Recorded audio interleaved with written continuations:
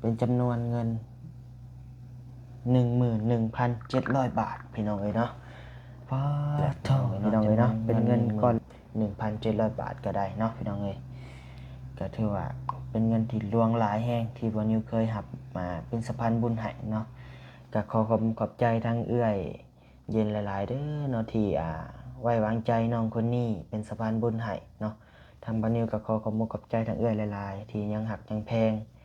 น้องสายฟ้าและก็บุญทวีเนาะวันนี้ก็ขอบคุณหลายๆเด้อเนาะขอให้เอื้อยพร้อมด้วยครอบครัวอยู่ดีมีแรงความเจ็บบ่ให้ได้ความไข้บ่ให้มี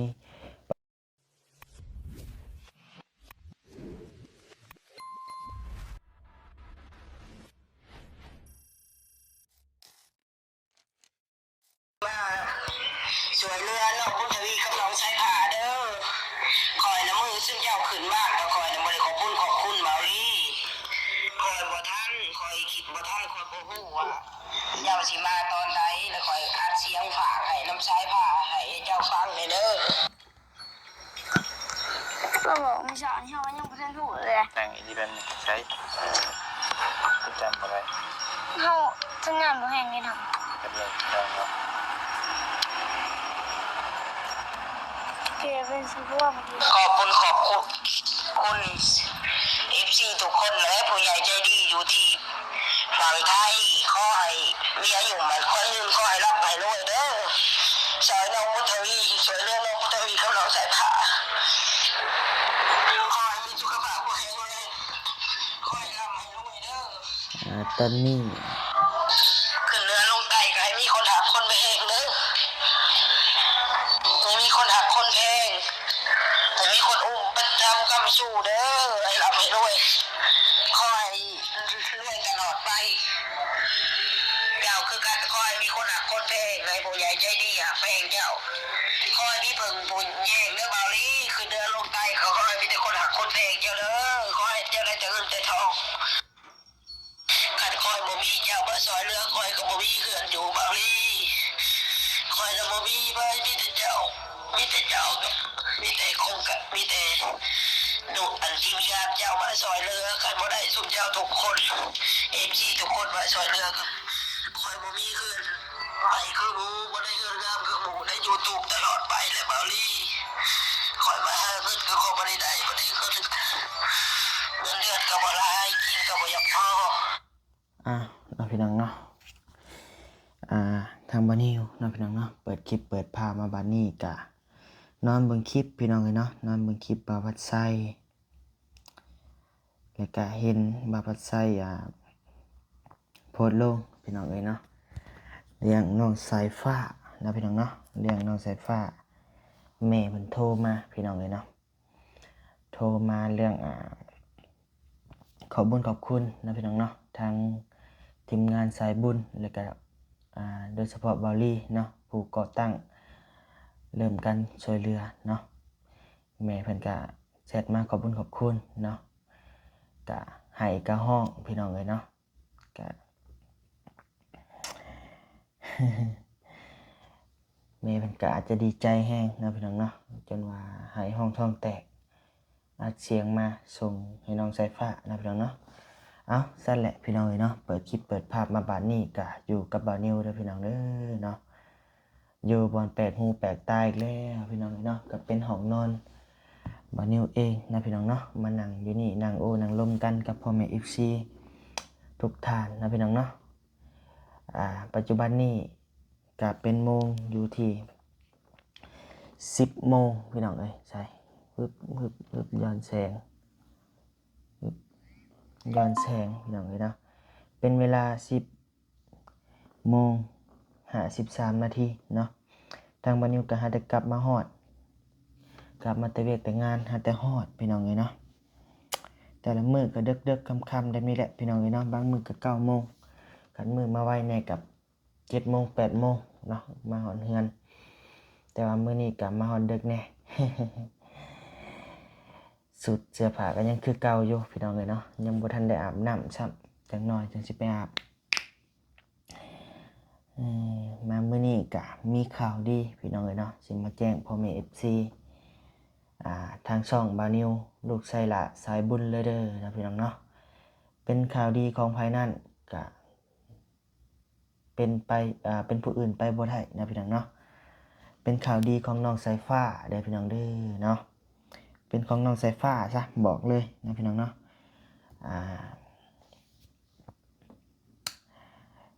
มีเอื้อยเย็นนะพี่น้องเนาะ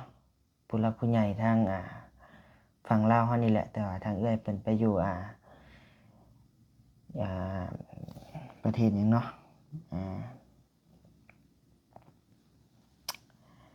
ประเทศลืมละเหมือนกับอยู่สวิตเซอร์แลนด์นี่แหละพี่น้องเอ้ยเนาะเพิ่นก็เป็นคนลาวเนาะทางเอื้อยเพิ่นเอื้อยเย็นนั่นแหละพี่น้องเอ้ยเนาะผู้เพิ่นส่งเงินส่งคำให้ทางบ่นิวซื้อสีหั่นแหละเพิ่นส่งมาอยู่จำนวนสี4ถังแล้วก็สีนี่มี2เจ้านะพี่น้องเนาะมีทั้งแม่ฮักกับเอื้อยฮักนี่แหละพี่น้องเอ้ยเนาะของเอื้อยเย็นนี่4ถังของแม่น่ะ2ถังแล้วก็กะโหลของแม่ผู้แม่ฮักนั่นแหละเนาะผู้ที่เพิ่นซื้อรถถีบให้น้องสายฟ้าละแต่ว่ามื้อนี้มีข่าวดีพี่น้องเอ้ยเนาะสิมาแจ้งพ่อแม่ FC นำกันเลยพี่น้องเอ้ยว่าหน้าวันนี้คือแหล่เอาเนาะก่อนอื่นนั่นวันนี้ก็ขอกราบทักทายสบายดีพี่น้องหมดทุกคู่ทุกคนเด้อเนาะยินดีต้อนรับเข้าสู่ช่อง YouTube บ่าวนิวลูกไส้หล่าสายบุญเด้อพี่น้องเด้อเนาะอาจสิว่าบ่คล่องปานใดก็ขอโทษขออภัยนำหลายๆนะพี่น้องเนาะช่องบ่าวนิวช่องนี้ก็เป็นช่องที่บ่าวนิวเปิดมาใหม่นะพี่น้องเนาะฝากพ่อแม่พี่น้องติดตามบ่าวนิวในเด้อพี่น้องเด้อเนาะฝากพ่อแม่พี่น้องเป็นกำลังใจให้บ่าวนิวเบิ่งคลิปบ่าวนิวโดยตลอดเด้อพี่น้องเด้อนะพอได้มีกำลังใจเฮ็ดเวียกเฮ็ดงานสู่เวียกสู่งานช่วยเหลือสังคมช่วยเหลือผู้ทุกข์ยากตื่มนะพี่น้องเนาะพอมีกำลังใจ ฝากพ่อแม่พี่น้องติดตามให้มันผ่านไวๆแน่นะช่องนี้ทางบ่าวนิวก็สร้างมาช่องนี้ก็เป็นช่องสำรองเนาะหรือว่าก็เป็นช่องสำรองแหละเพื่อว่าช่องหลักบ่าวนิวมีปัญหานะพี่น้องเนาะเพราะว่าช่วงนี้ก็ช่อง YouTube ก็ยังมีปัญหาหลายคนอยู่นะพี่น้องเนาะส่วนบ่าวนิวมีช่อง YouTube อยู่3ช่องเด้อพี่น้องเด้อเนาะแต่ว่าช่องบ่าวนิว Channel นี่น่ะมันว่าจังได๋ยอดวิวบ่ขึ้นพี่น้องเอ้ยเนาะช่องYouTube มันปิดกั้นนี่แหละ YouTube มันปิดกั้นช่องนี่พี่น้องเอ้ยก็เลยว่าสร้างช่องใหม่เป็นช่องบ่าวนิวสะพานบุญเนาะพี่น้องเอ้ยกับบัดนี้ก็ช่อง YouTube บ่าวนิวสะพานบุญน่ะเป็นช่องหลักเด้อพี่น้องเด้อเนาะแล้วก็ช่องตัวนี้ก็เป็นช่องสำรองอีกช่องหนึงเนาะแล้วก็ช่อง YouTube บ่าวนิวลูกไส้หล่าสายบุญน่ะก็เป็นช่องสำรองอีกช่องหนึงนะพี่น้องเนาะรวมแล้วตอนนี้มี3ช่องก็ฝากพ่อแม่พี่น้องติดตามเด้อพี่น้องเด้อเนาะมี3ช่องแต่ช่องบ่าวนิว Channel นี่ก็หึงลงคลิปเทื่อนึงนะพี่น้องเนาะเพราะว่าก็ลงไปก็บ่มีคนเบิ่งนะพี่น้องเอ้ยแต่ก็สิลงอยู่มื้อใดหาคลิปได้หลายๆแล้วก็สิลงนะพี่น้องเนาะเอาเข้าเรื่องเฮากันเลยนะพี่น้องเนาะเป็นเรื่องแจ้งข่าวดีน้องสายฟ้าพี่น้องเอ้ยทางบ่าวนิวนี่เองก็บ่ได้ไปหาน้องเพิ่นก็เป็นเวลา2มื้อแล้วพี่น้องเอ้ยเนาะบ่ได้ไปหาน้องเพิ่นมีโอกาสมื้ออื่นก็สิไปอยู่พี่น้องเอ้ยเนาะทางพ่อสร้างลมกับบ่าวนิวว่ามื้ออื่นสิปลูกกะโหลว่าซั่นเนาะก็เลยว่าสิไปเบิ่งเบิ่งงานก่อนเพราะว่าทางแม่เพิ่นเป็นผู้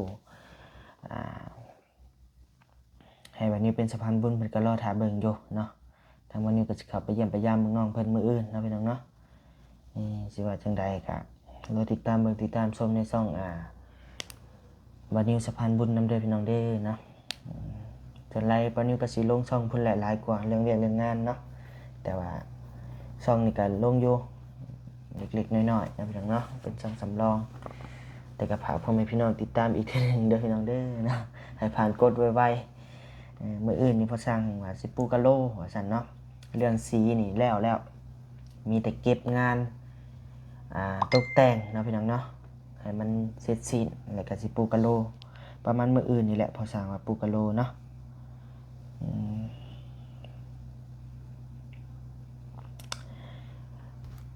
จังได๋ก็ฝากพี่น้องติดตามชมไปนำกันมื้ออื่นเนาะพี่น้องเนาะแต่ว่ามื้อนี้สิมาแจ้งข่าวดีก่อนพี่น้องเอ้ยให้พ่อแม่พี่น้อง FC ฮู้ไปนำกันเนาะพี่น้องเนาะพี่น้องก็อาจจะรุ่นอยู่เนาะบัดนี้ก็เว้าวนไปวนมาอยู่ก็ยังให้พี่น้องได้รุ่นนั่นแหละพี่น้องเอ้ย ก็เลยว่าเว้าวนเว้าไปเว้ามาอยู่ ขอโทษหลายๆเด้อพี่น้องเด้อเนาะเย็นนะพี่น้องเนาะเข้าเรื่องเลยเย็นหรือว่าผู้ใหญ่ใจดีท่านหนึ่งเนาะพี่น้องเนาะทางเย็นเฮาเพิ่น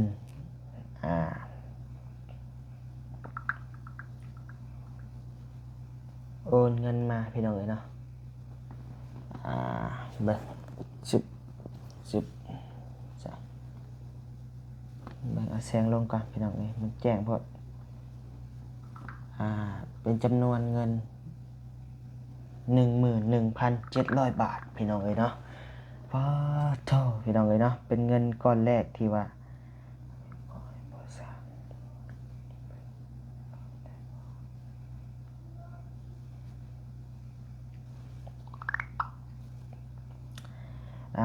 ก็เป็นเงิน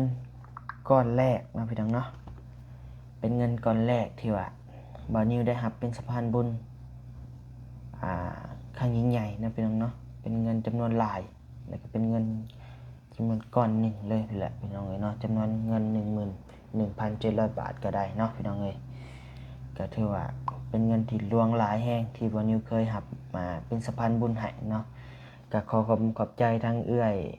เย็นหลายๆเด้อเนาะที่ไว้วางใจน้องคนนี้เป็นสะพานบุญให้เนาะทางบ่าวนิวก็ขอบใจทั้งเอื้อยหลายๆที่ยังหักยังแพงน้องสายฟ้าและก็บุญทวีเนาะวันนี้ก็ขอบคุณหลายๆเด้อเนาะขอให้เอื้อยพร้อมด้วยครอบครัวอยู่ดีมีแรงความเจ็บบ่ให้ได้ความไข้บ่ให้มี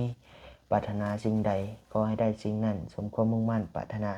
อย่าเจ็บอย่าจนร่ำรวยๆเด้อเด้อเนาะนอนหลับก็ให้ได้เงินหมื่นนอนตื่นก็ให้ได้เงินแสนแบมือมาก็ให้ได้แก้วมณีโชติโทษหายบ่อยมาพานมานหายบ่อยมาเบียดขี้เดียดจังไรบ่อยมีมาใกล้เด้อเนาะพร้อมโดยครอบครัวทั้งเอื้อยเพิ่นขอให้ครอบครัวเพิ่นอยู่ดีมีแรงเด้อร่ำรวยตลอดปีตลอดไปสาธุแล้วก็พร้อมด้วย FC พ่อแม่ใจดีหมดทุกท่านที่เข้ามารับชมคลิปบ่าวนิวเนาะขอให้พ่อแม่พี่น้องโชคดีเนาะปีใหม่ให้ร่ำให้รวยความเจ็บบ่ให้ได้เด้อสาธุ พี่น้องเอ้ยเนาะถือว่าน้องสายฟ้าได้รับข่าวดีส่งท้ายปีเก่าต้อนรับปีใหม่เลยพี่น้องเอ้ยเนาะกำลังสิฮอดมื้อฮอดวันแหละมื้อนี้ก็วันที่29เนาะพี่น้องเนาะหรือว่า29เนาะก็ถือว่ายังเหลือเวลาอีก2มื้อก็ฮอดปีใหม่แล้วพี่น้องเอ้ยเนาะ ก็พ่อแม่พี่น้องทางต่างประเทศเนาะก็เป็นจังได๋ม่วนอยู่บ่เนาะงานคริสต์มาสวันใดนี่เนาะแต่ทางบ้านเฮานี่ก็บ่ได้จัดบ่ได้หยังหลายเนาะมีแต่ปีใหม่วันที่31พุ่นแหละเป็นงานเข้าดาวน์เนาะพี่น้องเนาะก็สิจัดอยู่เพราะว่าก็อันนั้นอยู่เนาะพี่น้องเนาะ เป็นว่าเรื่องเงินก่อนเนาะพี่น้องเนาะก็เป็นเงินก้อนแรกเลยพี่น้องเอ้ยนะที่บ่าวนิวเคยได้รับเป็นสะพานบุญเป็นแบบเงินจำนวนหลายนะพี่น้องเอ้ยบ่าวนิวก็ตื่นใจอยู่เนาะเพราะว่าทางเอื้อยเพิ่นเชื่อใจเฮานะพี่น้องเอ้ยให้เป็นสะพานบุญอีกทางเอื้อยเพิ่นนี่ก็ส่งมาให้บ่าวนิวเป็นสะพานบุญให้นี่ก็จักรอบ2รอบนี้นะพี่น้องเนาะแต่ก็ว่าเป็นเงินก้อนใหญ่นะพี่น้องเนาะก็ดีใจบ่าวนิวก็ได้ดีใจแทนน้องสายฟ้าบ่าวนิวนี่อาจจะบ่ได้หยังแต่ว่าดีใจนะพี่น้องเนาะดีใจแทนน้องเพิ่นเพราะว่าน้องสายฟ้านี่ก็เว้าหลักๆก็บ่าวนิวนับถือเป็นน้องบ่าวนิวเลยแหละพี่น้องเอ้ยเนาะน้องสายฟ้านี่กับน้องบุญทวีนี่นะพี่น้องเนาะถือว่าซ้ำว่าเป็นน้องบ่าวนิวแหละแพงพี่น้องเอ้ยเนาะแพงน้องสายฟ้านี่เนาะถือว่าแพงแฮง แบบน้องไฟฟ้านี่ก็สิว่าแนวใดเนาะเป็นเด็กน้อยที่ว่าฮู้จักนะพี่น้องเอ้ยเนาะฮู้จักคำปากคำเว้านั่นนี่ก็ฮู้จักความฮะก็เลยว่าเป็นเลยเห็นให้เป็นตะแพงพี่น้องเอ้ย เอ้ยก็ถือว่ามื้อนี้ข่าวดีเด้อพี่น้องเด้อนะจำนวนเงิน 11,700 บาทพี่น้องเอ้ยป้าบ่นิวก็เอื้อยเพิ่นโทรมาว่าบ่นิวเห็นเงินเข้าอยู่บ่ว่าซั่นบ่นิวเลยยังบ่ได้อ่านเสร็จเนาะเงินเข้าในไสว่าซั่นเนาะเลยมาเบิ่งเอื้อยเพิ่นเอื้อยเพิ่นส่งสลิปการโอนมาก็จนตกใจบ่นิวก็ได้ว้าวจนบ่ถูกพี่น้องเอ้ย เป็นครั้งแรกของบ่นิวนะประสบการณ์ใหม่ๆนะพี่น้องเนาะเป็นเงินก้อนแรกเลยแหละดีใจบ่นิวก็ได้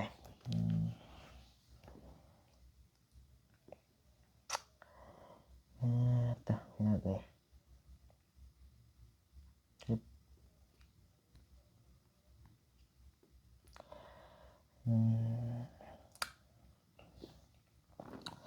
ช่วงนี้ก็วิวบ่ค่อยขึ้นปานใดพี่น้องเอ้ยเนาะ เริ่มเข้าปีใหม่ล่ะวิวช่อง YouTube บ่นิวก็ได้ลงไปวัง2 ชั่วโมงนี่ก็400 คนเบิ่ง ค่าโฆษณาก็แทบสิบ่ได้เลยช่วงนี้นี่เด้พี่น้องเอ้ยลงไปก็400 คนเบิ่งในช่องรักบ่นิวเด้พี่น้องเอ้ยช่องบ่นิวสะพานบุญเนาะยอดวิวก็บ่ปานใดพี่น้องเอ้ย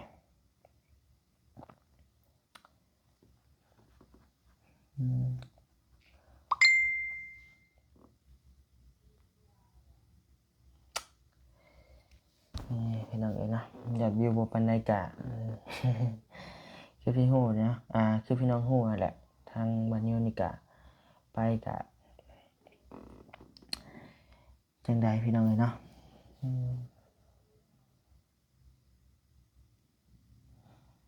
นะพี่น้องเนาะทางบ่นิวก็สิได้ขอลำลาพาจากเพียงส่ำนี้ก่อนเด้อพี่น้องเด้อเนาะ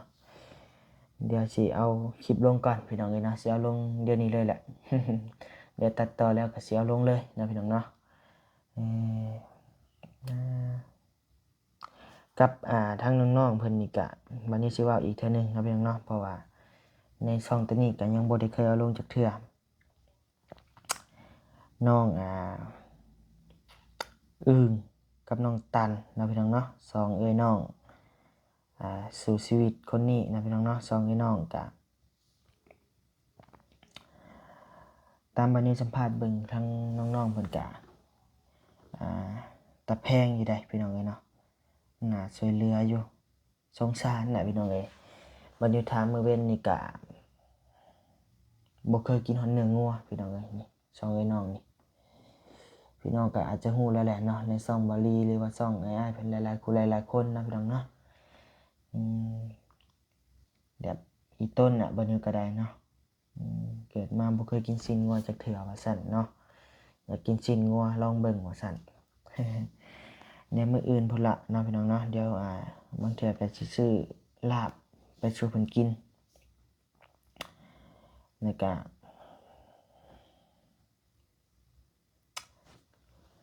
พี่น้องเอ้ย จักสิเว้าหยังพี่น้องตันเลยอยากนอนพี่น้องเอ้ยเบิ่งตาบ่นิวนี่ก็ฮู้แหละ ตาน้อยตาใหญ่ตาเบิ่งนี่น้อยตาเบิ่งนี่ใหญ่ โอ้ยพี่น้องเอ้ยไปเวียกไปงานเมื่อยพี่น้องเอ้ยโอเคนะพี่น้องเนาะเวลาก็พอสมควรแล้วทางบ่นิวก็สิไปหาอาบน้ำอาบในพักผ่อนก่อนมื้ออื่นเดินทางแต่เช้านะพี่น้องเนาะสิแล่นไปหาน้องสายฟ้าแน่แล้วก็เข้าไปบ้านน้องอึ้งน้องหยังน้องอึ้งกับน้องตันนะพี่น้องเนาะ2เอ้ยน้องสู่ชีวิตนั่นแหละเดี๋ยวพอกันใหม่ในคลิปหน้าเด้อพี่น้องเด้อฝากพ่อแม่พี่น้องติดตามช่องนี้บ่นิวอีกเด้อพี่น้องเด้อเนาะย้ำหลายๆเทื่อก่อน ฝากพ่อแม่พี่น้องส่งกำลังใจมาทางคอมเมนต์หน่อยเด้อพี่น้องเด้อเนาะพอได้อ่านพอมีกำลังใจนะพี่น้องเนาะโอเคพี่น้องเอ้ยเดี๋ยวพบกันในคลิปหน้าเด้อพี่น้องเด้ออยู่ดีมีแฮงบ๊ายบาย